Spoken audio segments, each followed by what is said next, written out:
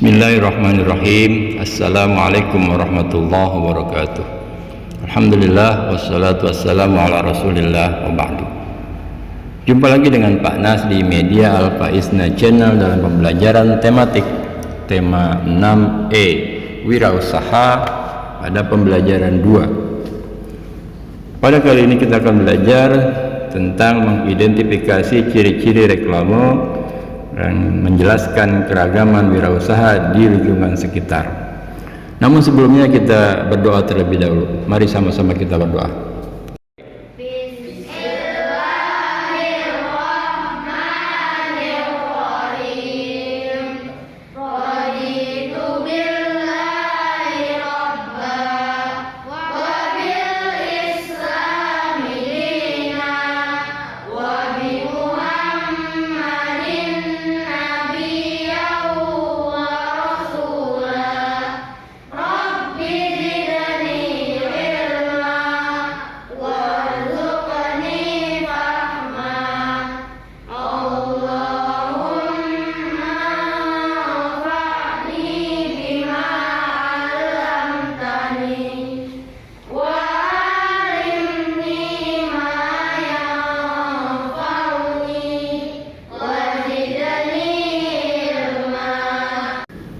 Apakah kalian tahu pengertian wirausaha? Wirausaha adalah kegiatan mencari dan memanfaatkan peluang untuk kegiatan usaha. Orang yang melakukan wirausaha disebut wirausahawan. Seorang wirausahawan biasanya memulai kegiatan usahanya dari nol dan memerlukan kreativitas dalam menjalankannya. Apakah dalam menjalani usaha seorang wirausahawan akan langsung meraih kesuksesan? Apa yang dapat mereka lakukan untuk mempromosikan usahanya? Salah satu upaya yang dapat dilakukan adalah membuat reklame sebagai media promosi. Kita belajar mengidentifikasi ciri-ciri reklame yang baik. Masih ingatkah kalian mengenai reklame? Reklame adalah suatu karya seni rupa yang memuat teks dalam dan gambar yang menarik untuk menginformasikan, mengajak, menganjurkan atau menawarkan produk berupa barang atau jasa kepada masyarakat. Terdapat beragam jenis reklame antara lain poster, spanduk, brosur, selebaran, baliho, dan billboard. Setiap jenis reklame memiliki ciri masing-masing. Coba ingat kembali ciri-ciri tersebut. Kita lanjut menjelaskan keragaman wirausaha di lingkungan sekitar. Reklame dipasang oleh pemilik usaha dengan tujuan agar suatu produk atau jasa dapat dikenal oleh masyarakat dan masyarakat memiliki keinginan untuk membelinya. Bentuk dan jenis reklame yang dipilih bervariasi sesuai dengan kegiatan ekonomi yang dilakukan. Kegiatan usaha ekonomi di Indonesia sangat beragam karena setiap orang memiliki kebutuhan yang beragam. Sebuah usaha ekonomi tidak dapat memenuhi kebutuhan masyarakat yang beragam. Oleh sebab itu, masyarakat lain mendirikan usaha yang berbeda agar kebutuhan tetap dapat terpenuhi. Barang atau jasa yang dihasilkan dari usaha ekonomi pun beragam. Salah satu kegiatan usaha dilakukan oleh wirausahawan. Wirausahawan adalah orang yang berani secara mandiri mengusahakan suatu pekerjaan, baik untuk diri sendiri ataupun untuk orang lain. Kita lanjut ke pembelajaran 3. Pada pembelajaran ini kita akan belajar menjelaskan sifat-sifat magnet dan menjelaskan petunjuk pengisian teks formulir. Indonesia memiliki potensi wisata yang besar yang dapat menarik wisatawan, baik wisatawan domestik maupun mancanegara. Wisatawan yang mengunjungi suatu daerah wisata biasanya membeli cenderamata sebagai kenang-kenangan. Cenderamata membuat seseorang teringat tentang tempat yang pernah dikunjungi. Hal itu menjadikan sebuah peluang usaha bagi masyarakat setempat.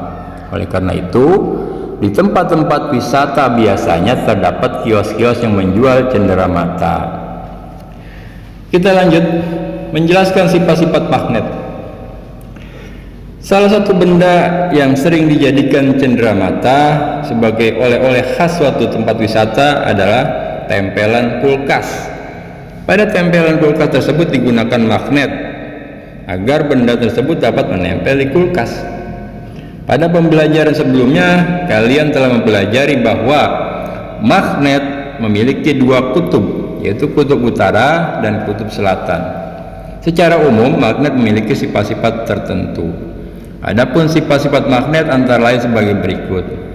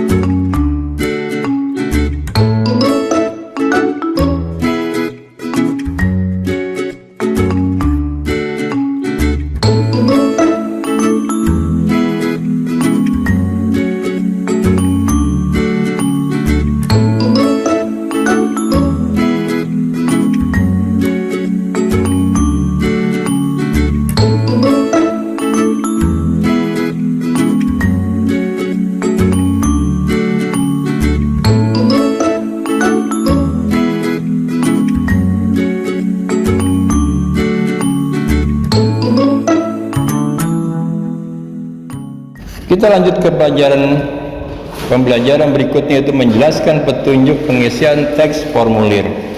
Banyak alasan yang melatar belakangi seseorang untuk mengunjungi suatu tempat wisata. Ada yang ingin menghilangkan kepenatan, menuruti rasa penasaran, hingga ingin merasakan pengalaman baru. Untuk itu, kini muncul istilah baru dalam bidang pariwisata, yaitu voluntourism. Istilah tersebut merupakan gabungan dari kata volunteer dan tourism, yang berarti berwisata sambil menjadi sukarelawan. Tempat wisata di Indonesia yang biasanya dijadikan voluntourism adalah daerah-daerah yang terdapat taman nasional atau kawasan perlindungan satwa yang dilindungi. Untuk mengikuti voluntourism, wisatawan atau peserta dapat mendaftar pada Lembaga Swadaya Masyarakat atau LSM. Pendaftaran sukarelawan dilakukan dengan cara membuka situs LSM dan mengisi formulir yang tersedia. Masih ingatkah kalian mengenai formulir? Formulir merupakan lembar isian yang berisi data diri. Untuk mempermudah pengisian formulir, pembuat formulir biasanya menyediakan panduan untuk mengisi formulir. Demikianlah pembelajaran kita kali ini. Semoga kalian bisa memahami. Untuk lebih jelasnya silakan baca buku paket kalian, buku tema 6E Wirausaha pada pembelajaran 2 dan 3. Mari kita akhiri dengan doa sama-sama.